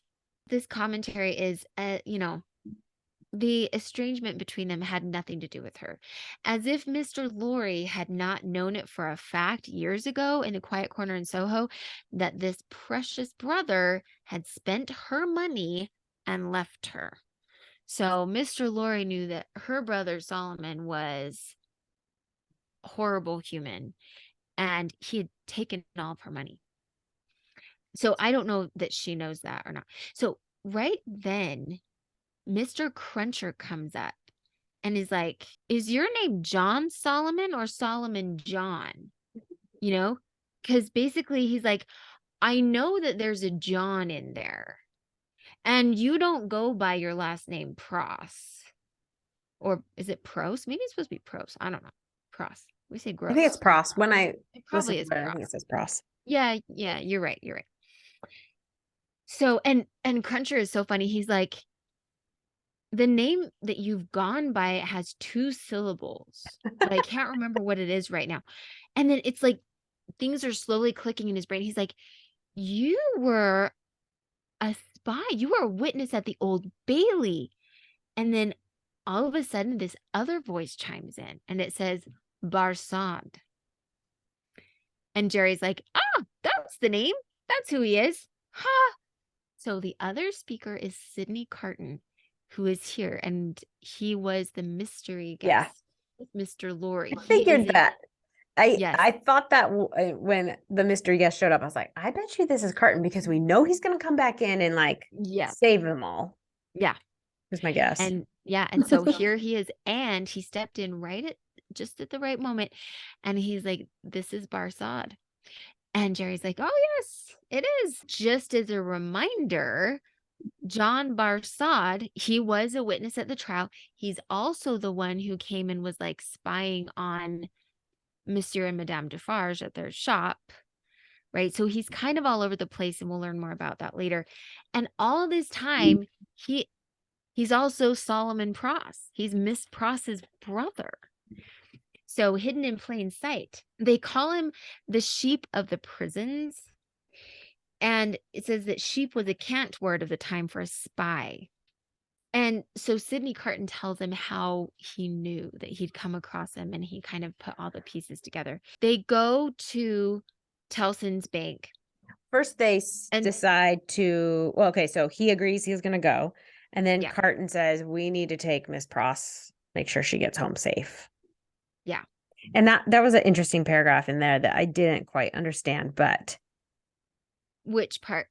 Pross recalled soon afterwards, and to the end of her Oh, life remembered. I think this might make sense later in the book, maybe, that as she yes. pressed her hands on Sidney's arm and looked up in his face, imploring him to do no hurt to Solomon, there was a braced purpose in the arm and a kind of inspiration in his eyes. Anyways.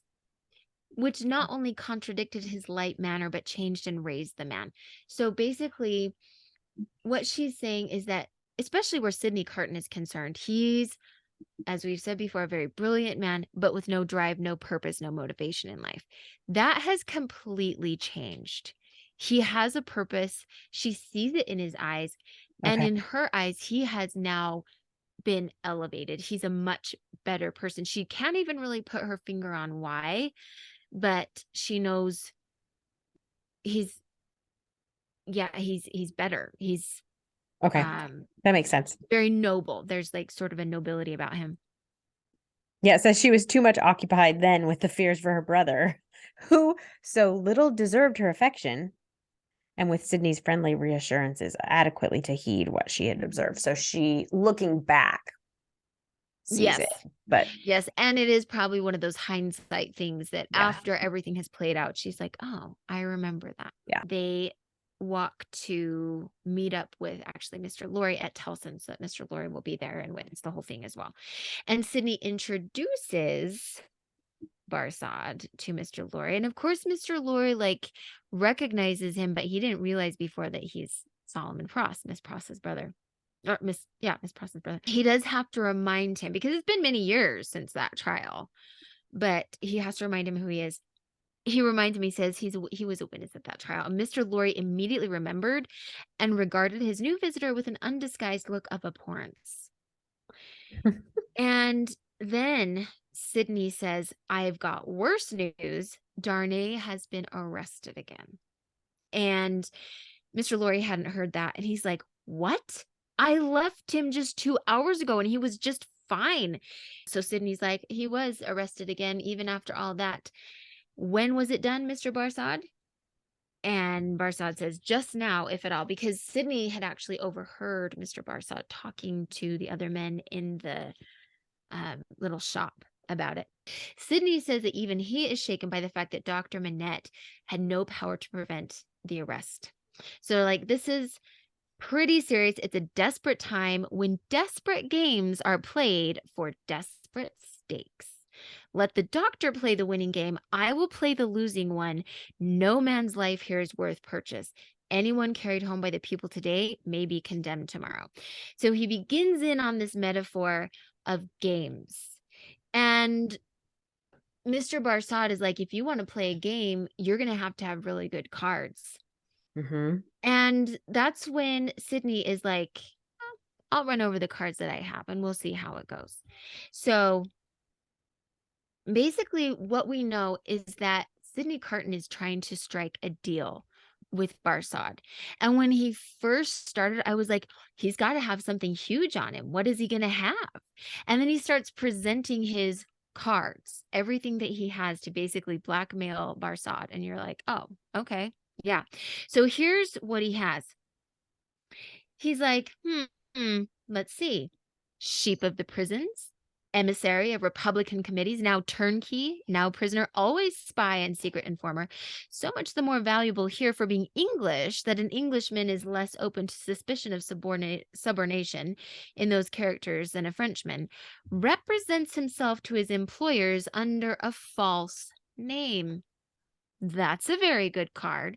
So he's like, here's my first card.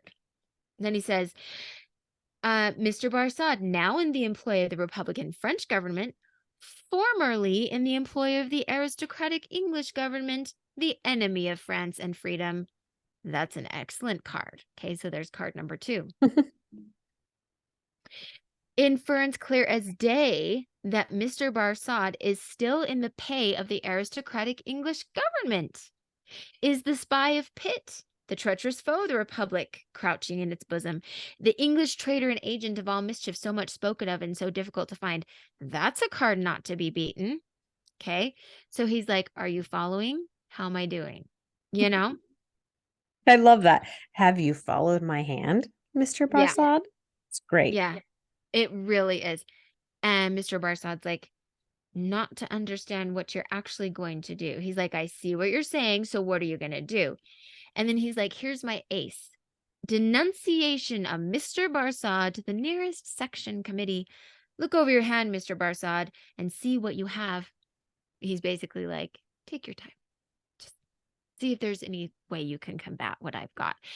But you can't, basically, he's like, I'm going to denounce you unless you do everything that I want you to do.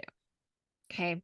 And that's bad. I mean, basically, he's like, you will be guillotined if I say this to anybody, Yeah, you're over. Yes. And Mr. Barsad, it's like he carrying on the metaphor, it says he saw losing cards and even some that Sidney Carton didn't know anything about. He had been thrown out of his employment in England. And I'm not going to go into super great detail, but basically he's like a double, triple, quadruple spy. He's like a spy all over the place for like lots of people. And that's like the worst kind that get the worst treatment, you know? To be a spy is one thing. If you're a double spy, what do they call that? It's a double agent, double spy. Yeah. Yeah, because he goes back and forth, but he's kind of like a mercenary, a spy for hire. He'll go to anybody, and that really is like the worst kind of treachery. And he knows that. And so he's just going through his head all these things that he's done. And for a minute, he recalls Madame Dufarge, and he's like, she's kind of the worst, because he talks about how he'd seen her with her knitting, and he'd figured out what that knitting was about because he had seen her in the section of Saint Antoine over and over again produce her knitted registers and denounce people whose lives the guillotine then surely swallowed up. So anybody that she denounced ended up dead. Okay. All right. So back to Sidney. He's watching all these calculations going on in Barsad's head, and he's like, you don't seem to like your hand. Are you going to play? Then Barsad turns to Mr. Lorry, and he's like, okay, listen, I am a spy, but this gentleman is no spy. And why should he so demean himself as to make himself one? So basically, like, why is he even doing this? Like, what's going on? So Carton says, I play my ace, Mr. Barsad, without any scruple in a very few minutes. Like, why would he go and denounce me? Okay, he says, I'm about to play my ace in a few minutes. I'm going to tell you, like, the thing that's going to make you do this. And then Barsad is trying to get out of it by bringing up his sister. He says, I should have hoped, gentlemen both, that your respect for my sister, and they don't even let him like finish. No. They say, Sidney says, I could not better testify my respect for your sister than by finally relieving her of her brother. Like, yeah, good try. Right. Like, we're actually doing your sister a favor. And I think what Barsad is really saying is like, you're a gentleman. Why would you demean yourself by acting like you're a spy, by saying, you know, all these things about me and then going and denouncing me? Like, that would be so demeaning to you. And Sidney's like, I have no problem with that. Yeah. I don't care. You know, I'm going to do it. And they go through a couple of other things. And then it comes out that this friend that Barsad was talking to in the shop was actually Roger Cly. And I believe it's Sidney Carton who says it. He says, I know the face. It is Roger Cly. He's a fellow sheep, you know, with you. And he said he's disguised, but it is the same person. We saw him at the Old Bailey. And Barsad's like, oh, no, it's not. And I can prove it. I have his death certificate. And this is like my favorite part. He's been dead several years. He brings out this death certificate. And he's like, it's not a fraud. It's not a forgery. That's what we call it. He's no, like, it's not a forgery. It's real. He's like, I laid him in his coffin. So Mr. Lorry became aware from where he sat of a most remarkable goblin shadow on the wall. And he discovered it to be caused by a sudden extraordinary rising and stiffening of all the risen and stiff hair on Mr. Cruncher's head. This is where the story comes full circle, right? Because Mr. Cruncher inserts himself in the conversation. He says, you put him in the coffin, Mr. Barsad? And Barsad says, yes, I did. So who took him out of it? Yeah. Now, I wrote down, this is such a coincidence that Mr. Cruncher used to be a grave robber. Yeah. I And love it. he actually saw in the coffin. Yes. And the body wasn't just missing. There were what did it say? There were paving stones and earth in the coffin. Yeah. So Barsad knew what he was doing. Oh yeah. Yeah. Absolutely. They Yeah. It was did. a They were whole trying plan. to, yeah. Yeah. They like planned this whole thing. So yeah, Cruncher is the one who's able to step in and be like, no, I'm not going to tell you how I know, but I know that there was paving stones and dirt in there. There was no body. So are you the one who removed it? Or was it never in there? You know? Yeah. And he's like, how do So you know? And he's like, I just do. And two other yeah. people know too. Yeah. Two other And fishermen. yeah. And Sydney Carton and Mr. Lawyer are just like completely amazed. They're like, how do you know this? He's like, this is not a good time to talk about it. But I just know. Carton is like, look, I have another card because you are also in communication with another spy, an English spy. That is not good for you at all. That was something that will certainly send you to the guillotine.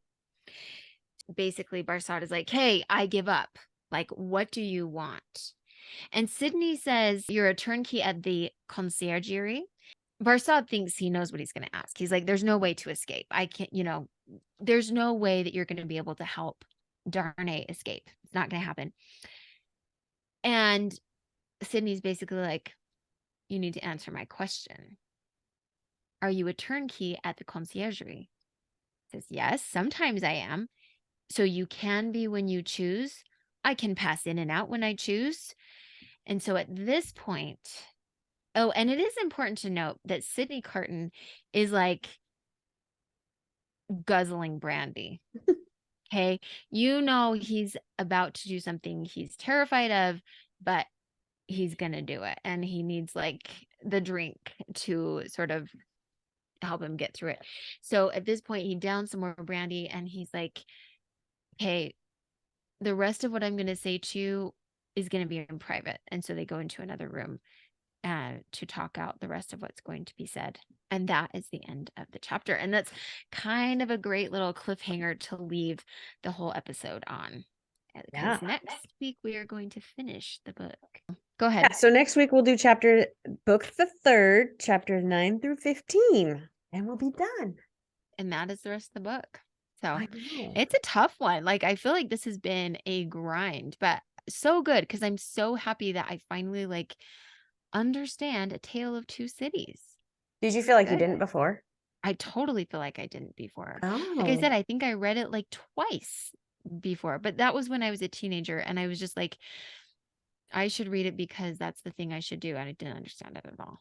Well, what's funny is like, I was thinking about it and I'm like, okay, when we're done with this book, I'm totally going to know the story of A Tale of Two Cities. Mm-hmm. Like, no question. Yeah.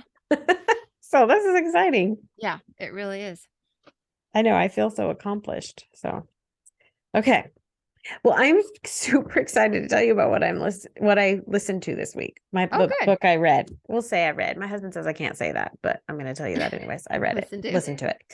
Okay. Yes. So years ago, I was totally into this group. It was a family of 12 kids that was on America's Got Talent. And I don't know if that's how I found them or whatever, but they danced and played Irish music and a little bit of bluegrass later. And they were this amazing family. Like they were called the Willis Clan. Have you ever heard of them? Mm-mm. They even came to Eugene and performed. Really? And they had a reality TV show on TLC for 2 seasons. Of course they did. Oh, they were so good. And I loved it. I loved their show. I lived for it. So we got to see them in Eugene and it was like, I just remember that night, just smiling through the whole thing. The youngest kids were 4 and 5 and they would come out and dance and so they were 23 to 4. Oh, wow. and they all played instruments. They were just so good. So That's so cool. anyways, in 2016, I think it came out that their father had been sexually abusing all of the kids, like Oh my all the gosh. girls. And he was physically abusive with the boys, which we didn't know then. Anyways, and so it all shut down. Like no more TLC show. I think they still perform a little bit, but they like social media just shut down everything. Yeah. Well, the oldest girl is the one that told well, Hmm. sort of. Some other people outside of the family kind of figured it out. They Okay. told she had escaped, basically. And so then the authorities went to her and she was ready to tell. She had been going through therapy and was like, yeah, I'm going to tell you everything that's going on. Good grief. It's just so I always wanted to know. I mean, they said, the girl that told said one thing, and then the family members said another thing, basically. And I wanted to know what like the truth was like, did the mom know? Did the Yeah. boys know? Right.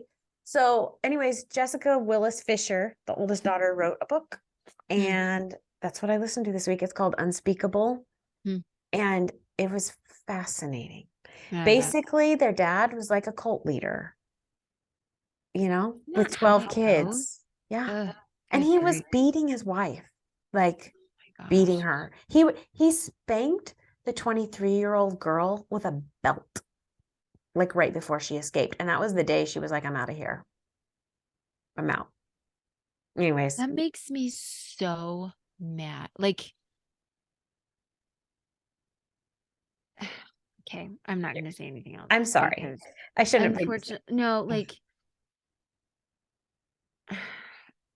in, It's frustrating. yeah, it's awful. It's awful. And like they wouldn't let her have they wouldn't they kept her cut off from the world. So Hmm. she wasn't allowed to have a cell phone. She's 23 years old. Yeah. She Like, had no why clue are how they much. even making choices for her anymore? Yeah, but That's she was very in bizarre. she was under so much control. Sure. But anyways, it was fascinating. What I really liked about it was there was a couple of parts where she went into detail about like the sexual abuse and then later the adult physical abuse. And she would say, if you don't want to hear this, skip to the next track. And so I loved that because I don't need to be, I don't care. I'm very Yeah. disturbed by that. So I would just Yeah. skip to the next track. And so that was really nice. And so other than that, like if you didn't want to listen to the graphic parts, then you could skip That it. is nice that you have the option to just skip. That's Hmm. cool. Okay. But it was And that she kind of really, gives you, I mean, you always have an option to skip, but like she kind of gives you a yeah, warning. just go to the next track and then you Right. missed it, and she Yeah. would go anyways. It was just very good. I really liked it. I felt like, I don't know. It's hard to say I liked it because You hate it, but I was so maybe, interested in yeah, like maybe it gives you a little bit of closure on the story. what actually happened. Yeah. Yeah. Because I'm sure there were a lot of people that were invested in them. Oh, Like, I don't, so yeah. I mean, like when we went to see them here, I took my parents and all the kids went. Oh, it was, and like it was weird to read the book and think about how was that happening? yeah, Like, I bet that was a very surreal experience yeah, like for you. we went and talked to them afterwards and Oh, like, wow. they were, I don't know, it's just like you're watching them on stage acting a certain way, not even knowing that what's going on behind the stage was horrific. Anyways, it was Isn't that crazy. so crazy? It's just like you just never really know what's going on behind the scenes, do you? So you like, I don't know, because when you first started saying it, I'm like, what is wrong with me? Why don't my children know how to dance and I sing know, and me too. all that stuff? They have 12 kids. And it's like, okay, but at what cost? You Oh, yeah. know, And like, anytime you see, I mean, I don't want to offend anybody that has kids that do all that, but anytime you see a family like that, I think there's control issues. there often are. In fact, it was really kind of freeing to me one time. I've talked before about how I love Dr. John Deloney, and I'm pretty sure it was on his show. They were talking about how, like, a lot of times kids that get really good grades, that is a trauma response. Like, obviously like failing out of all your classes, that is also a trauma response.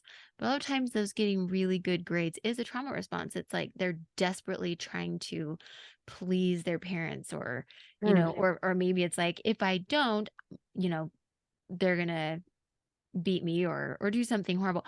You kind of get the idea, like, if I get an A minus, I don't, they don't love me. Oh, 100%. Yeah. Absolutely. And so that's why I've been like, my kids, I want them to be their best and push themselves. And I feel like I need to give them nudges and stuff. But guess what? If their report card is not perfect, I do not care. Like, high school doesn't really matter that No, much. Like, no. so when I look back now, I'm like, why? Why was there such a crazy Yeah. emphasis on grades in high school? And, but to be fair though, there are plenty of kids that have like amazing drive. I know Sydney does really well in school. That is not a trauma response. It She might just be. like, well, maybe I don't know, but it may be a different kind, maybe it's like, maybe she's insecure in some areas. And so she's like, I can do this. I don't know. I Who think knows? when you were talking about that, I was like, it could be that she thinks she needs to earn love. Like, it's her, she's Maybe. the middle child and it's her way of standing out. But it could also be her way of proving that her struggles when she was little, like, hey, that's not me. I can prove that Sure. that I'm better than this, or something. I Yeah. don't know, like some And kind I of don't know proving that it. that's necessarily an unhealthy trauma No, no, response. right. It is like, I guess that could be categorized as a trauma response, but it's like kind of proving to herself as well as to Yes. everybody else. You know what I'm saying? So there are plenty of kids that get really good grades because they are just driven and motivated, and that's who they are. And that's important to them.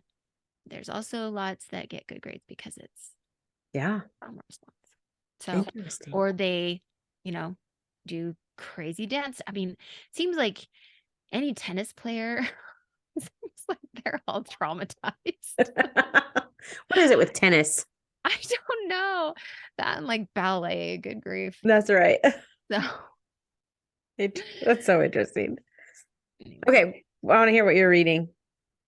Okay, so the one I'm gonna share, I was like, man, which one am I gonna do? So, but I had kind of brought it up last week, so I'll go ahead and share this one. So I share it with reservations. Like, I'm not saying that I recommend it. It was recommended to me, and I think quite a few people have read it and have heard of it. I cannot like super recommend it because there's quite a bit of language, there's quite a bit of um sexual content, there's quite a bit of like same-sex attraction and bisexual things, and yeah, it's a little bit wild. But all that, okay, so those are my disclaimers. So it's The Invisible Life of Addie LaRue by V.E. Schwab. Like I said, probably most people have heard of it or read it. The reason I carried on with it and I'm even going to talk about it is because I do feel like the themes that the author was really dissecting are very intriguing and important. So it's the story of Addie LaRue, who's born in 1691 or 92 in France. And she grows up in this little tiny village, and she just like she's like Belle in Beauty and the Beast. I want more. Or no, is that yeah, she's like, there must be more than this provincial life. Like Yeah. that's, or the Little Mermaid, I want more, And she's going to be married off to this guy that she doesn't love, but her parents are like, no, you have to do this. And she just wants more from her life than just living in this village, probably dying in childbirth. And so she makes a deal with the devil, basically. She doesn't realize that she did, but she did, that she just wants to experience life a lot more than that. And so basically the deal is that she will live forever until she decides to give her soul over to the darkness is what she calls it. And the catch is that people forget her as soon as like she's around the corner or the door shuts or anything. She's totally forgotten, and she can't leave a mark Wasn't of it any kind. the next day? Yeah. Yeah. The very next day she finds everything has changed. Yeah. She can't even say her name to anybody. And like, she can't, like, anything that she draws or writes or even breaks, it is fixed, it's erased, everything. And so obviously that creates a whole bunch of problems. But she never dies. She experiences everything. And then we find ourselves in 2014, and she runs into this guy who works at a bookshop, and he remembers her. And she's like, wait, what? How does he remember her? And she can say her name to him. Come to find out, he also made a deal with the devil that he wanted to be enough. Like, he never felt like he was enough. He wanted to be enough. So they kind of find each other, and yeah, just that developing relationship. And we kind of see her progression through the years, between the years of 1714 to 2014, and all the things that happen in there. And anyway, so it's just a really interesting digging into the idea of like, what is happiness? What does it mean to experience life? And like, how much is enough? And is it like, do we really need to be everything for everybody? And anyway, so just explore some interesting themes, and you kind of realize like it probably wouldn't actually be that great to be immortal. Yeah. You know? Certainly we get boring So, after a yeah, while. I think it would.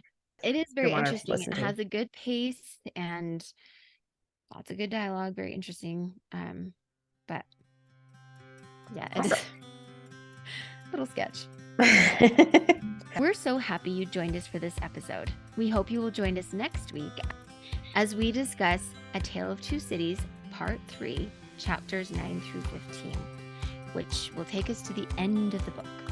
If you have suggestions for books we should read and discuss, please email us at thebestbookspodcast@gmail.com. We would love it if you would leave a review wherever you listen to podcasts and share our podcast with your friends.